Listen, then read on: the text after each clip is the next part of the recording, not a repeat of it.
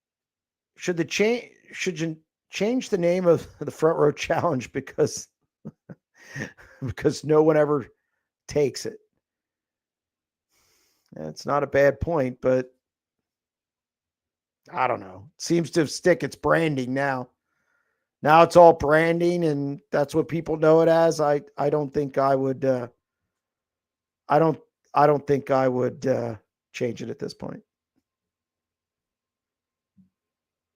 Fast time 200, sixth is in the heats 85. Come through B 15th, and A's 172 total. 457 makes Saturday's A main.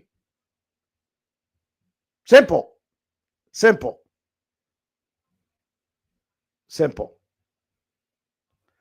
Do you think Roth would field the second number 83 again to get Gio?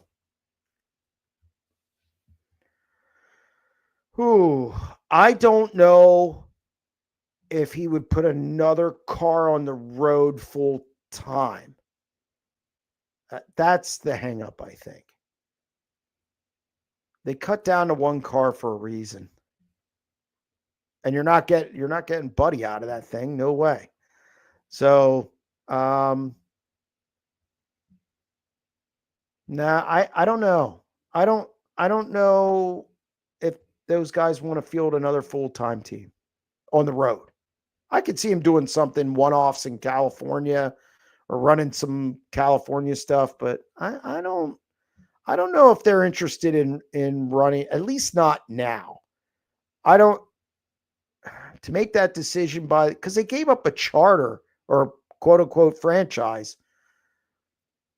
So I don't think they're ready to go full time on a national circuit with another car in 2026. That would seem weird to me. Why would they just do it this year, get the franchise and go from there? Have you seen Tyler Courtney out there? I saw him on the door bumper. What's the door bumper clear today? And he looked good. Yeah, no, I saw him 360 Nationals and he looked good. He was walking around.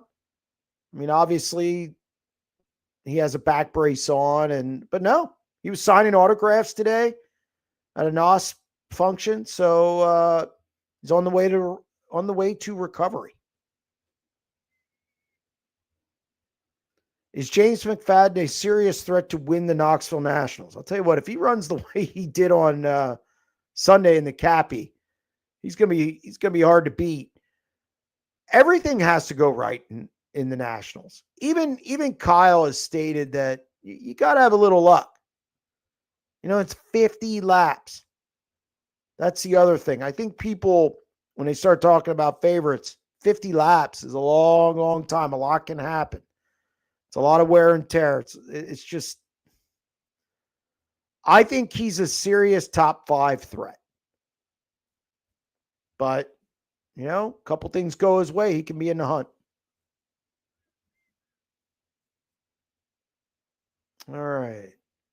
Brian Brown is the ultimate dark horse to win it all this year. 13th to 1st a few weeks ago at Knoxville. Well, it was 16th, but he caught a break. When he lined up, I think 14th. But yes, Brian Brown, I think I talked about it the other day. I think Brian Brown, more so even than in the past. He's kind of going in with a different, mindset, but he's under the radar, but he has speed. He doesn't wear the weight of the town of Knoxville on his shoulders. Again, going to be tough. I think he'll pull out a solid run. I think he's a main car, definitely. So, and if he gets, look, he's shown that he can run up front in this thing. I mean, he did it 3 years in a row, finished second, challenged Donnie Schatz. So, yeah, no, I think, yes, I don't know if dark horse is the right term because I think everybody expects him to make the A main. So, but yes, I agree. Who do you think builds the best motors? Charlie Garrett, maybe Capetta, Ott, etc. I think Ryder obviously is having a lot of success now. I think Morrison's really good. And Moyle, I saw Reitzel had one under the hood the other night. Those things hit. I mean, Charlie Garrett's really good. Morrison's really good. Ryder's really good. Obviously, Capetta. You don't see the 49 blowing up much. I mean, that's an exclusive deal too. So I think it's hard to say which one's the best because you have big name guys winning with each of them. You know, Charlie Garrett won the Kings Royal this year. You know, and they used Don Otts as well. So, you know, Gravel uses Morrison, I believe. I think he uses Morrison. Some other teams. So yeah, that's a tough call. They're all pretty good. Who do you think will transfer out of the Hard Knocks night this year? Whew. I don't know who's going to be in the Hard Knocks night this year. Man, I don't know. I don't know who's going to be in it. I mean, that's kind of hard to say. That's going to be hard to say.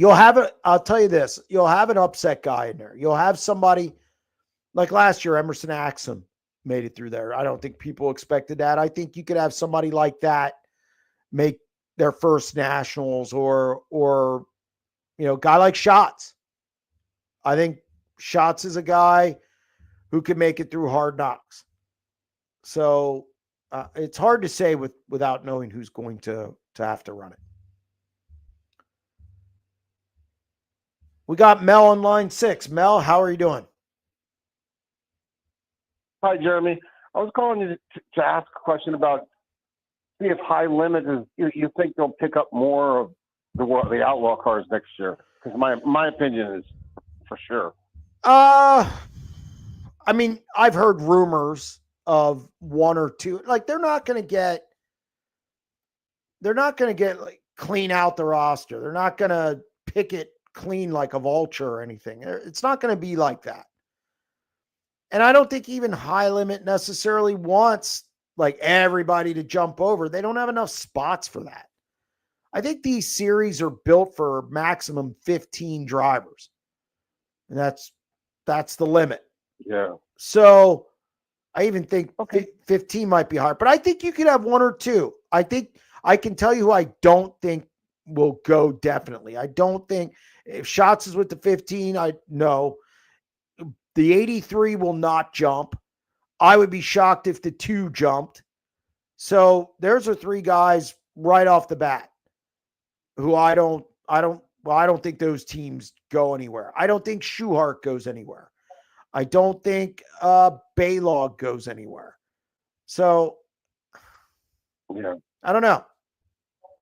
I just think my personal opinion is High Limit's the place to be to be competitive. I think Kofoid should move over, to race against the Larsons of the world. Well, the thing is, if Kofoid was going to go, they should have done it this year. And the reason is because they had the franchise from last year. So he could have just slipped into that. It's a Roth franchise. They could have slipped into that. Yeah. And I think Buddy be leading the points. Now, obviously, yeah, right. He's a West Coast driver. There's a lot of West Coast stops. I just can't understand that. Well, look, here, if they ask the driver there, here's the other thing. Buddy is an Outlaws guy. He was a Steve Kinzer guy. He wants to win an Outlaws championship. It's World of Outlaws. He always talks about it. I don't think he has anything against High Limit, but I think the World of Outlaws name still carries weight with some guys. And Buddy, despite being a young guy, has a sense of history. I've talked to him many times about it. Yeah. So I understand it. I have one last question for you. Go ahead. Who's your favorite sprint car driver of all time? And I'll tell you mine. It's Opperman. How about you? Doug Wolfgang. Wolfgang. Yep. That's who I watched. That's who I watched growing up as a kid. He's one of the reasons I got into watching sprint car racing as much as I did. Doug Wolfgang all day. It is. I saw Opperman as a child, blew a tire, they changed the tire, and came from the back and won it all. I've never seen anybody run the rails at Selinsgrove the way Opperman could handle a car. Yeah, no, he was a great driver. I've seen a lot of video. I've seen videos of it and whatnot. Larson reminds me of him. Yeah, there was a lot of Larson definitely. Wolfgang was an Opperman guy as well. He talked about him a lot when I talked to him as a kid. So yeah. Thank you so much, Jeremy. I love your show. Thank you very much. I appreciate it. Take care. You too. All right. We've got a few minutes left, so let's go back to the chat, clean up some of the chat calls. Who is your unsuspecting Knoxville regular surprise this week? Ryan Timms. I think people are all over the map with what he's going to do, and I think that's because in the World of Outlaws shows this year he was 16th, 14th, and 6th. So you kind of don't know where he fits in, but I would say Austin McCarl has sat in the pole of this event. So I think Austin McCarl could, if things fall right, do well. Again, got to get through that heat race. I know Lauda pointed out the numbers, and that's fine. But again, it's not easy to set fast time if you go out, if you pull a 75 pill. So to me, the heat race, even though, yes, time trials are important, I think the heat race is equally important. You don't want to get back into B main and you're fighting for your life. And then you got to, let's say you go nonstop in the A main. And I mean, it's equally important. When's the most consecutive laps that Schatz has probably led in final night of A main? I wanted to look at that today and didn't. It's funny. I know it's not 100. I know it's not 100. I don't know. That's a great question. I was actually thinking about that. Yesterday we were shooting the podcast with Ryan Hand and Corey Neshaw, and I was thinking about that. And dummy me, went to Oski, and then I got back and I just forgot to look. So there's actually on the Knoxville website, if you go under Knoxville Nationals, they have a bunch of stats here. I know one of them is laps led. And I think, not sure, they might have consecutive laps led. So go to the Knoxville website, go under I think it's for fans. It's a toggle across the top and go to Knoxville National or Knoxville Stats. It says Stats. Do not go to the events because they don't give you all the stats there. Why can't Knoxville regulars win the Nationals while plenty of posse drivers win the National Open and the Tusky 50? Well, for years, the Tuscarora 50 wasn't a sanctioned race. That's number one. And the National Open for years, has been, look, it's different. I think more guys are good at Knoxville, meaning travelers, than they are at Williams Grove. I think Williams Grove is technically harder. I think it's a weird layout. It took Brad Sweet how many years to win there? It is a difficult track to learn how to race. It's not an easy track. Now, you have Schatz he showed up and he was pretty good there. But it's not easy. The Grove is very, very difficult. Port, right now, the World of Outlaws and high limit guys other than Aaron Reitzel and Rico, they struggle at Port. The World of Outlaws at the end there, when their run ended at Port Royal, they weren't good at all. David Gravel finished 3rd, 4th, 5th. Carson Macedo, a good night was if he finished 10th. They changed the configuration of Port Royal, And it hurt those guys. It hurt those guys. Knoxville, as difficult as it can be, I talked about it a lot earlier in this broadcast. I do think there's more guys who are good there. So that's my best answer for it. What's the biggest storyline come Sunday after the Nationals? Ooh.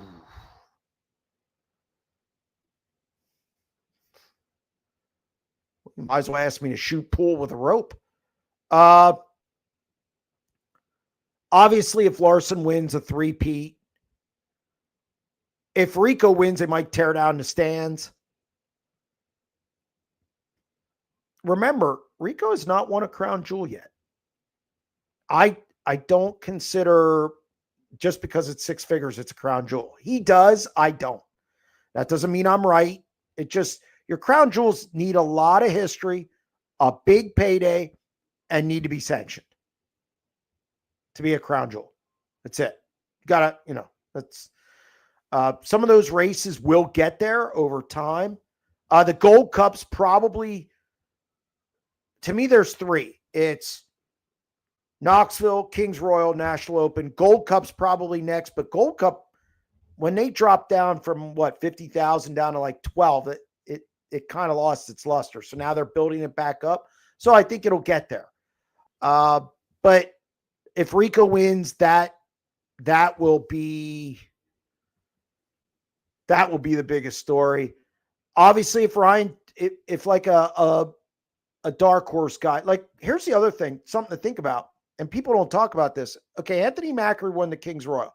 Let's say somebody wins who we're not thinking of. Then it's parity in sprint car racing. It's, hey, when you go to a crown jewel, you don't know who's going to win, which is good for the sport. I think it's good for the sport. It's also good when you have some dominance too, because football was just as big when the Patriots were winning all the time, or Dallas was winning all the time, or the Niners were winning all the time, or so. But I think if you get somebody who wins outside of those top three, I think you have,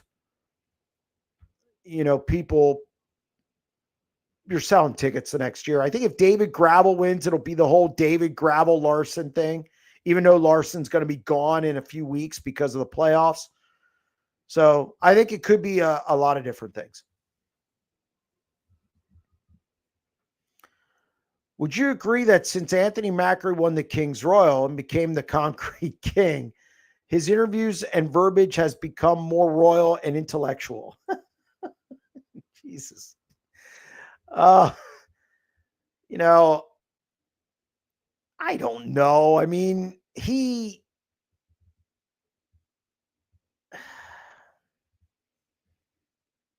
I don't know. I mean, I sound like him. I don't think it's a conscious thing. I think when the more interviews you give on the big stage, the better you get at it. Simple as that. So when you get interviewed by a ton of people on a big stage, you got two ways to go. And I do think Macri's interviews have definitely gotten better. I think he does a much better job. And I think part of that is he's just doing it more. People want to talk to him. So that's part of it. Will Lincoln be running the Australian Scramble Saturday at the Rack Daddies race? I have no idea. I know this is going to sound bad, but outside of Knoxville, sprint car racing should shut down this week. Biggest race of the year. Do they play a football game when the Super Bowl is going on? No, they don't. Sorry. So, no, I honestly don't know. Will the 67 car from New Jersey, driven by JW, win Rookie of the Year? No, I think it's going to be Ashton Torgerson. Ashton Torgerson's my pick. Wing Nation was giving you praise, Jeremy, on their show for all your coverage. Great work, man. No, I appreciate that. I appreciate the shout out from Wing Nation, and we're just going to keep chug along. Thank you very much. Sanders 241 and Thorson 204. There's your race count. Yeah, I think some people, I don't know why people think Sanders has run 500 410 races. That's weird to me. Runs a lot of 360s are just as big in California, especially since NARC kind of fell off. I know they're trying to build it back up, but again, it's also a 360 area, and Sanders runs a lot of that. So, yeah, Sanders has done very well for his 241 410 starts. Chase Randall, A main. No. They just got to get better. The car, they've had a lot of mechanical issues, a lot of crash. No. Anyone ever been DQ'd at Knoxville Nationals? Yes. Logan Short didn't go to the scales one year and got DQ'd. So yes, people have gotten DQ'd. Any early predictions for the 2026 Selzi ride? Nice try. I mean, look, everybody's looking at the 14 now. I mean, I don't think we're breaking news there. I mean, not saying it's going to happen, but I know that's what a lot of people are saying. I don't know. I don't know where he's going to land. I don't. I think there's going to be more suitors than you think. I think you could see some people get rid of drivers and possibly try and hire Gio. So I think he's going to have plenty of options. I don't think it's a slam dunk either way. I may be late to the conversation. Can't talk. I don't know how Chaz and all these guys talk 4 hours. Makes no sense to me. I may be late to the conversation, but what's your take on the right side arrow slits of Rico and Larson on their cars? Interesting to see who does that now. I know I was going to do this was pointed out to me earlier this year, and then it went away. So I thought, whatever they did didn't work. And then it just showed up again.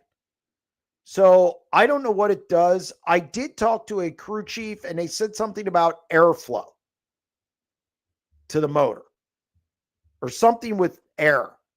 So it's not an aerodynamic thing, I don't think. That I wouldn't think you'd put a slit in there for that. I think you'd want that to be all one piece so it flows over it. So I don't think it would be that. I'm not an engineer. But I was told by a crew chief it has something to do with airflow into the motor. Now, whether that's true or not, I don't know. I don't think a lot of people are going to do it. Is Wednesday super stacked? I think Wednesday's better than Thursday now. With Rico, James McFadden, and Ryan Timms moving over to Wednesday, I think it makes that night a little tougher. Look, both nights are tough, but I think Wednesday's pretty stacked. If Larson takes it to 150 consecutive laps, is it well received or a negative one? Okay, I've seen this theory that if Larson wins, it's bad for the sport. I don't think it matters either way. I don't think if Larson wins, you're going to have empty seats next year. I don't think that's happening. So, and I don't believe it tells people, oh, our guys can't beat him. I don't think people care about that. I don't think people, no, I don't. He brings people into the sport. People, I can tell you by views. My producer, Eric, started TikTok today. I don't know anything about it, but he started it.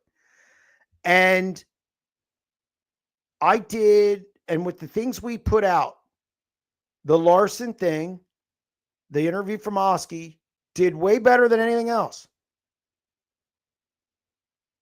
So he's bringing eyes to the sport regardless. So he's not taken away from it. So if he leads 50 laps, yeah, we'll complain. Yeah, we'll come up with a funny name because that's what people always do. Some kind of, like fake news or something like that. We'll get some label for it, and then we'll because that's what people do.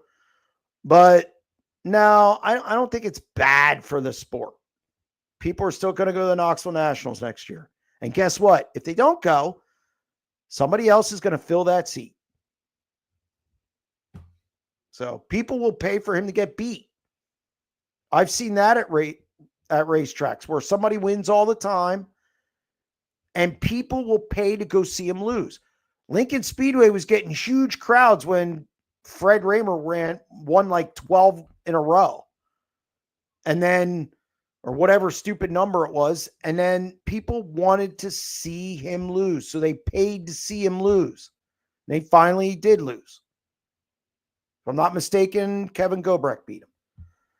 So again, I don't think it's as big of a deal as people think it is. So what else do we got? Will on line 7. Will, how you doing? I'm doing good. I just wanted to call in. I know I've been harping on it, and other people have. The other keyboard jockey's been harping on it. But Bud Kading finally won a 410 race, and I guess it's been 3 to 5 years since he won. Yes. And it's not, I'm not just calling about that he won, but, if half the drivers would celebrate half the way he did, it was hilarious. It was entertaining. That's why we watch. How he had 15 minutes of fame in the victory lane, Well, I know he hasn't It was won. hilarious. He hasn't won in over 100 races, which is astounding to me. So I mean, if he wants to celebrate 15 minutes, that's fine.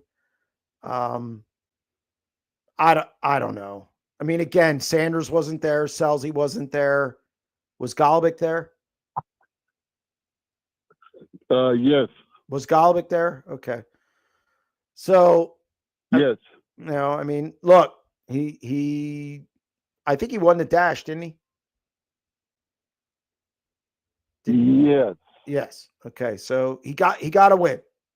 So, yeah, I mean, celebrate as you want. I mean, I have no problem with him celebrating. No, I'm just saying it adds, it kind of sucks when a guy wins the race, goes 30 laps nonstop, starts on the front row. Everybody's, and he gets out of the car and, he's ready to play 18 holes of golf, I think some celebrations are overkill. I'm a act like you've been there guy. Like here's an example. I'm sick of the whole getting on top of the wing thing. Yeah, me too. Get on something, do something else. I mean, geez. Just I'm over the wing thing. Sorry to be the curmudgeon of the group. I'm over the wing thing. I just it's over. Okay. I just just find something else. I don't know. Shoot a confetti popper. I don't. Yeah, it's changed a lot over the years. Used to be, you get a trophy and a kiss from the trophy girl, and now it's these big time interviews, and you got to learn how to do an interview sometimes, I guess. Steve Kinzer never got on top of the wing. No. I don't know. I think it was Jeff Swindell who started that, isn't it? I know Doug Esch did it in Pennsylvania.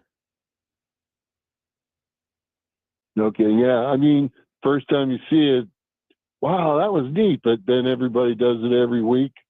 It kind of gets old, I guess. I agree with you. Yeah. but like I said, I was more or less kind of, for the entertainment value. If you see, especially he led every lap, single file racetrack, rubber down towards the end, wasn't really competing, but in the way that you want to see a race, people competing to win, but still, he hadn't won in a while.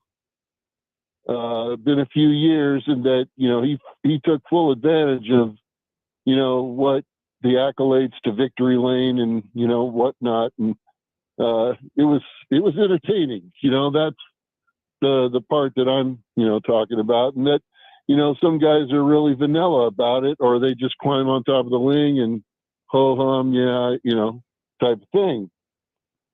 Yeah, I mean, to me, one's the same as the other. I mean, if somebody doesn't want a lot of hoopla, that's fine for them. I mean, if Bud gave it entertaining, that's fine for him. That's something that doesn't. I really don't. Just because I'm usually walking back to the pit area at that point, so I don't really get caught up too much in what happens once they get to victory lane. Right. But hey, Will, if you were entertained, that's all that matters. Well, I have to say, since you brought that up, during that Oskaloosa race, I was falling asleep, and it's kind of nice to see a race, even like I said, I already explained it, and that, okay, for your entertainment value, you're going to see some antics or whatnot. I know it's all in good fun and stuff, and it's not something that, that a person does every week.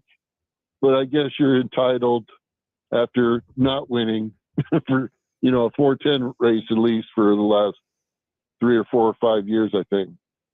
No, I agree. I agree. But thanks for taking my call, and go Sanders. I know he's a long shot, but at least he's a shot. I think he puts it in the A-main. So that would be great. That would be really good. But like I said, it's a long shot. He's a quarter mile sprint car driver, not a half mile yet. Yeah. Well, he made the A-main before at Knoxville. Takes a lot. He made the A-main at Knoxville before, so there's no reason to think he can't do it again. That's good. Right. That's even better. So. Well, thanks again for taking my call. Talk to you next time. All right. Thank you, Will. Appreciate it. All right. Let's wrap up some chat stuff here, and then we'll get out of here. Could we see an even bigger purse increase at Knoxville Nationals in the next couple of years? I don't think that they're in some arms race with, like, say, Huset's or anyone else. I think Knoxville does their own thing. I think if you see increases, it's probably down below. You might see a little bit here and there at the top, but I don't think they're going to go crazy.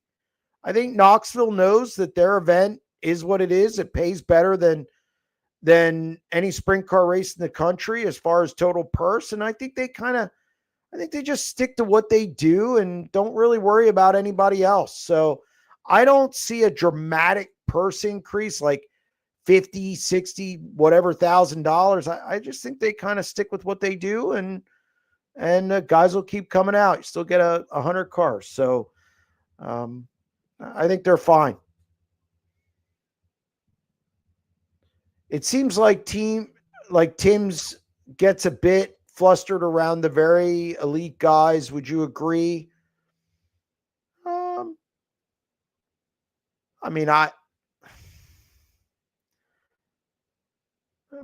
He did well at Huset's. What was it last year? High Bank Nationals prelim. I think he was second to Courtney.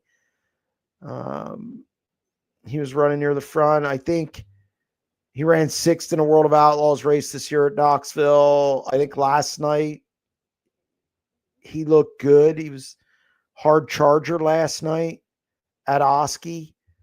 So I don't think he gets that flustered. No, I think he's, and I think too, he's still young. I don't know how many races he's run, but I think he's still young, and I think he's in a really good car. I think they just mesh well. So I think he'll be fine. Jeremy, you guarantee Brad was winning the high limit title earlier this year. Are you still backing that up? I have to. I'm not going to change midstream. I have a reason to change, but I'm not going to.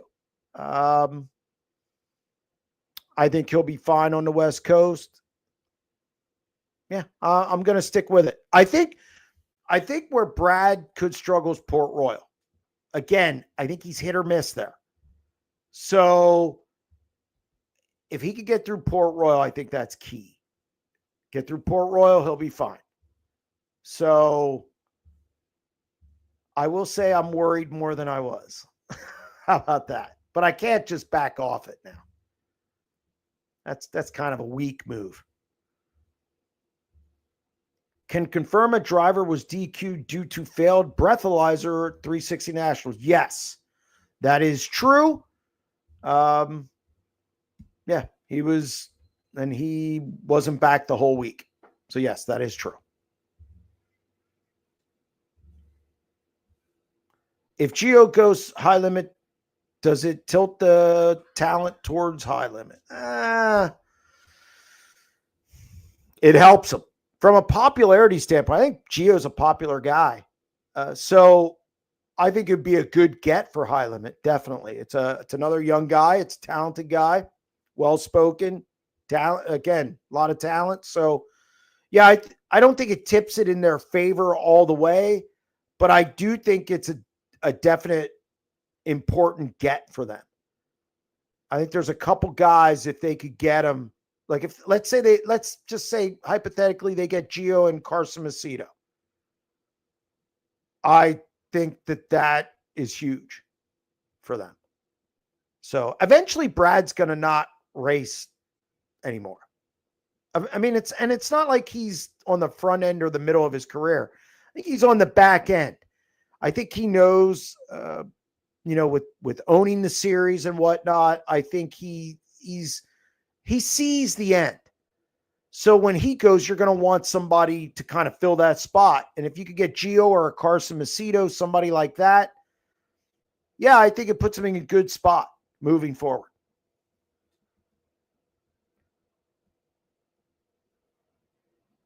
How many of the favorites are going after the Kaiser Wheels a bounty this week?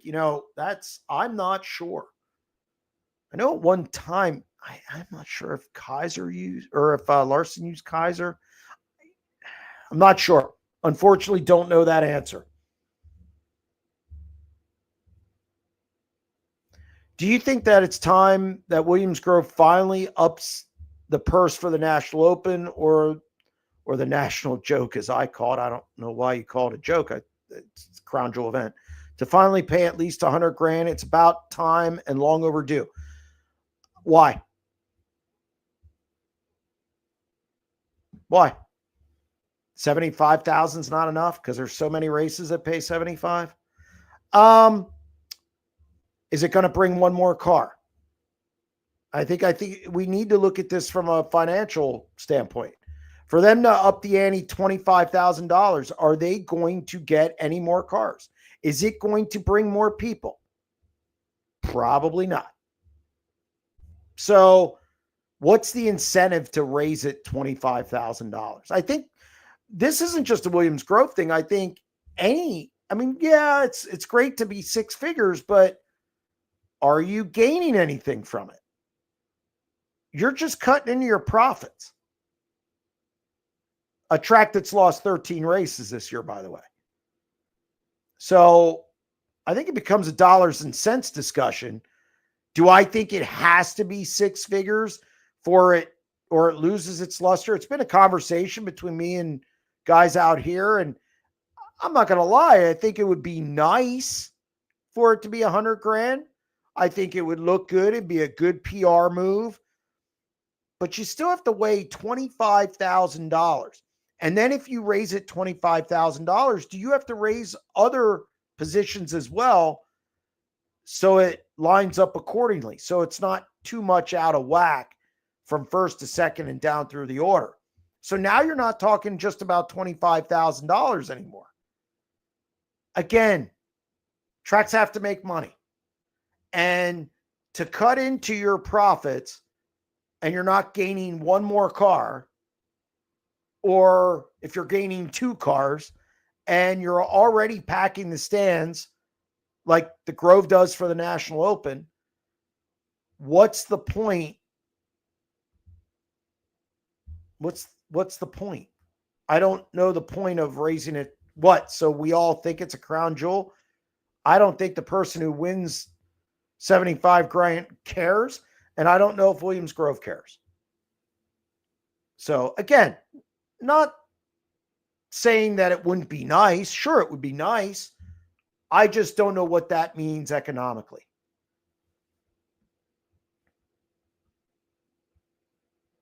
All right. Why wouldn't Silver run Kaiser for the week? I don't know. I don't know why. Hell, the top 3 teams. I don't know why you want. Are they that much different? I don't know. All right. I think we're coming down to the end here. That's it. Again, I appreciate everyone joining the show. I know we moved the time, and of course, it's Knoxville Nationals week, so I didn't know how it would go, but it was great. Got a good attendance in the chat. Also, people watching. So again, thank you very much to everybody who joined the show. Also, stay tuned to SprintCarUnlimited.com for full coverage of the Knoxville Nationals this week. We'll also have plenty of YouTube content, and we'll be back next week with another show. Stay tuned.